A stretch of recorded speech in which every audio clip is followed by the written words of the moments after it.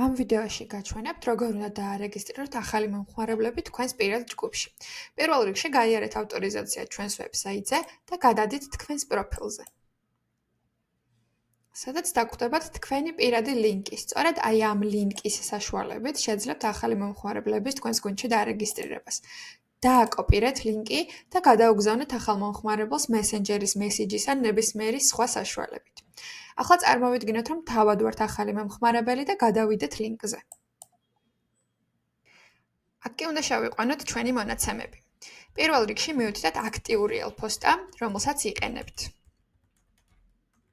შემდეგ დააყენეთ სასურველი პაროლი.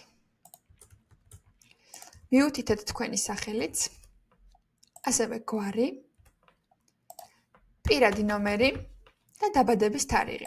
აქვე გაითვალისწინეთ, რომ არასრულწლოვან პირებს რეგისტრაცია ჩვენს ვებსაიტზე არ შეუძლიათ.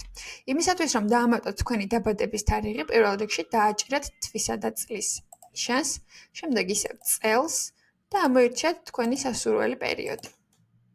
ვთქვათ 1998 წელი. შემდეგ ირჩევთ თვეს, ვთქვათ თებერვალი და რიცხვი 11. თქვენი დაბადების თარიღი ისე დაფიქსირდება. მივუთითეთ თქვენი მისამართი.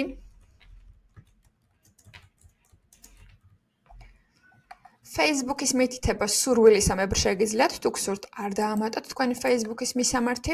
მივუთითეთ სქესი, ქვეყანა საქართველო, ქალაქი თუ კი თბილისში ბრძანდებით თბილისი, ან რომელიმე სხვა ქალაქი, სადაც იმყოფებით და თქვენი მობილურის ნომერი. დაეთანხმეთ წესებსა და პირობებს, დააჭირეთ რეგისტრაციას და სულ ეს არის. ახალი მომხმარებელი უკვე დარეგისტრირდა, რაც იმას ნიშნავს, რომ ის უკვე ჩვენს გუნდშია. ამაში დასარწმუნებლად კი უნდა დავაჭიროთ სტრუქტურას, მოვნიშნოთ პირველი დონე, მოვძებნოთ და ახალი მომხმარებელიც აქ არის.